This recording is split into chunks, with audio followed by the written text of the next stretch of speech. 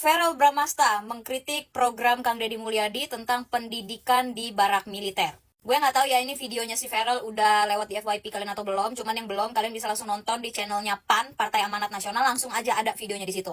Anggota DPR RI Komisi 10 dari daerah pemilihan Jabar 7, saya sepakat bahwa pendidikan karakter adalah fondasi penting untuk membangun generasi muda. Oleh karena itu, saya sangat mengapresiasi upaya pemerintah daerah untuk menerapkan kedisiplinan dan juga akhlak yang mulia untuk pendidikan karakter siswa-siswi yang sedang mengalami masalah perilaku. Namun, dengan hal ini, saya mencermati adanya kekhawatiran dari berbagai pihak, terutama beberapa orang tua yang concern mengenai polemik pro dan kontra terhadap kebijakan tersebut. Apalagi, pendekatan yang digunakan adalah military approach. Banyak yang akhirnya bertanya, apakah metode ini benar-benar efektif untuk men-tackle akar permasalahan? Kita semua perlu melihat hal ini lebih mendalam. Dalam banyak kasus, perilaku menyimpang bagi para anak-anak muda atau remaja ini bukan hanya semata-mata karena soal disiplin yang lemah, tetapi bisa jadi juga ini adalah merupakan manifestasi dari dinamika keluarga, social pressure, ataupun masalah emosional yang belum tertangani. Bila kita hanya mengandalkan physical approach atau pendekatan secara fisik tanpa menyentuh dimensi psikologis dan juga spiritual para remaja ini, saya rasa kita malah akan membentuk karakter anak-anak muda yang keras,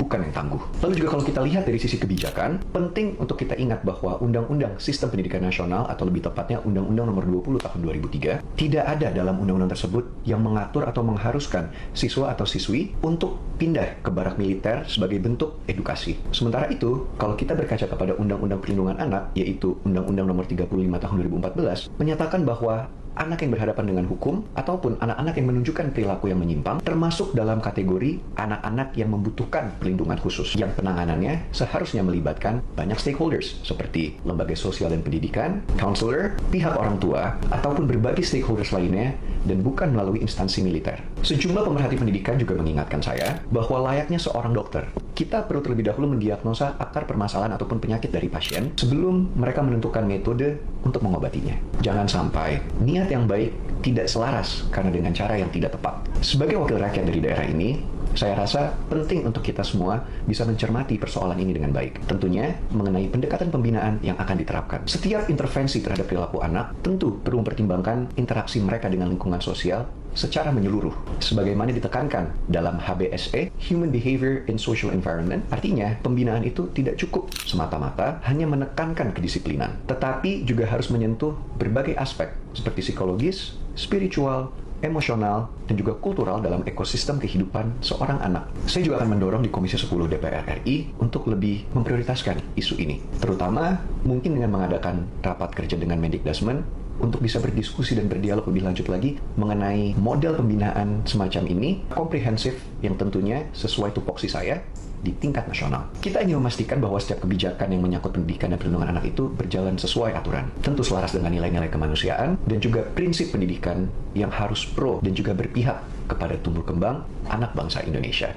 Videonya Verrel Bramasta yang ada di akunnya PAN itu ya, Verrel itu bilang, menurut kalian gimana? Silakan tulis di kolom komentar. Ya, ini menurut saya ya, dan saya nggak nulis di kolom komentar karena nggak cukup, jadi saya langsung bikin di video aja. Sebenarnya ya, menurut gua pribadi, omongan-omongannya Verrel Bramasta itu tidak ada yang salah, karena di videonya Verrel itu, dia itu menyebutkan beberapa teori, ya, salah satunya juga teori psikologi. Tapi permasalahannya ya, di sini saya sebagai anak psikologi, saya menekankan bahwa teori itu bisa berbeda dengan kejadian yang ada di lapangan. Teori psikologi itu bersifat generalisasi, tapi dalam prakteknya, teori psikologi itu juga belum tentu bisa diterapkan di seseorang gitu loh. Jadi balik lagi, kalau cuma ngomongin teori doang, teori itu banyak banget, tapi balik lagi, untuk kerja nyatanya, ya mesti lu sendiri yang turun terjun langsung ke lapangannya.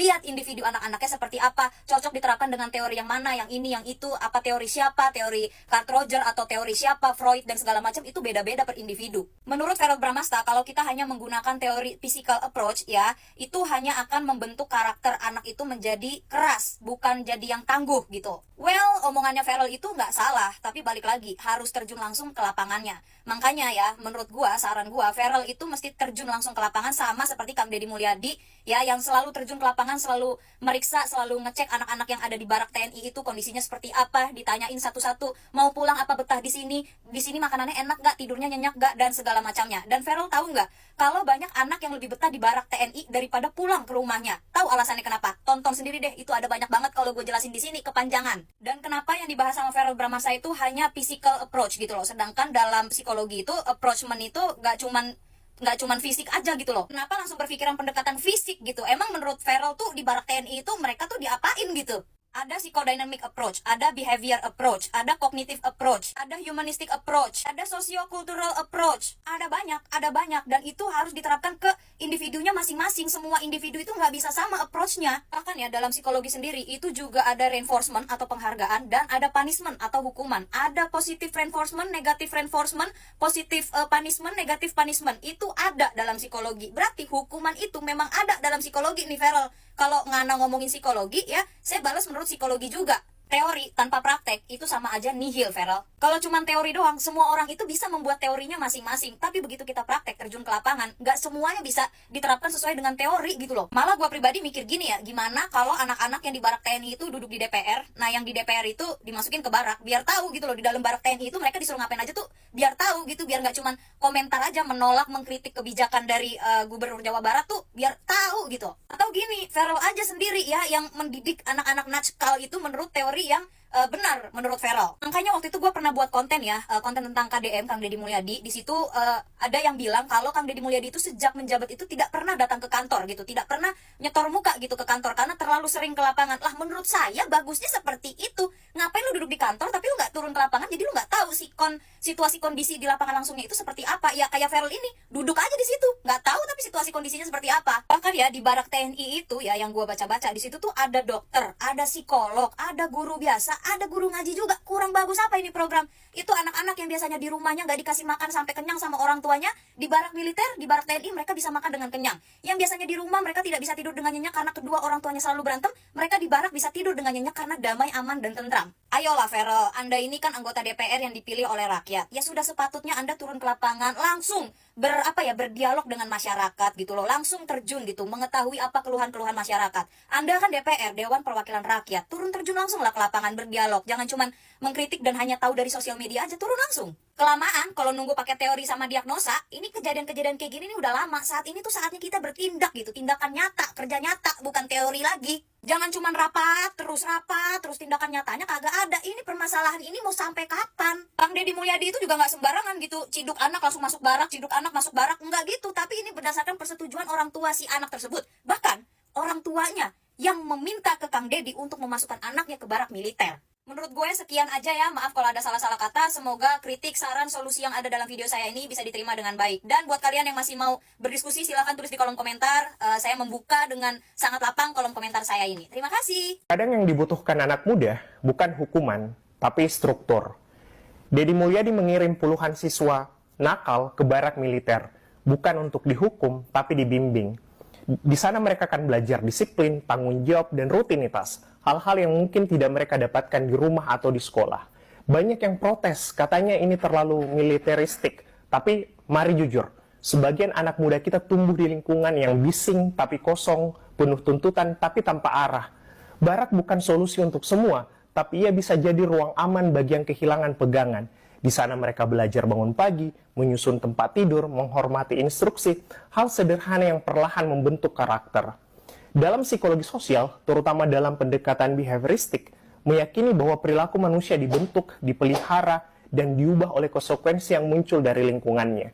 Ketika seorang remaja berada dalam sistem yang terstruktur, dengan aturan yang konsisten, respon yang dapat diprediksi, dan penguatan yang jelas, maka perilaku yang baru punya ruang untuk tumbuh. Bukan semata karena dihukum saat salah, tapi karena dibentuk saat benar. Lingkungan yang stabil memberi umpan balik yang ajak, dan dari situlah pembelajaran perilaku terjadi. Barak dalam konteks ini bukan simbol represi, tapi ruang eksperimental, tempat perilaku lama dipadamkan dan pola baru dipraktekkan berulang-ulang hingga melekat. Ini bukan persoalan militerisasi pendidikan, ini usaha untuk hadir ketika keluarga dan sekolah mungkin sudah menyerah. Ini tentang memberi kesempatan kedua dalam bentuk yang berbeda. Karena kadang yang terlihat seperti barak justru bisa menjadi rumah, tempat anak belajar mengenal dirinya, bukan lewat kata-kata, tapi lewat keteraturan.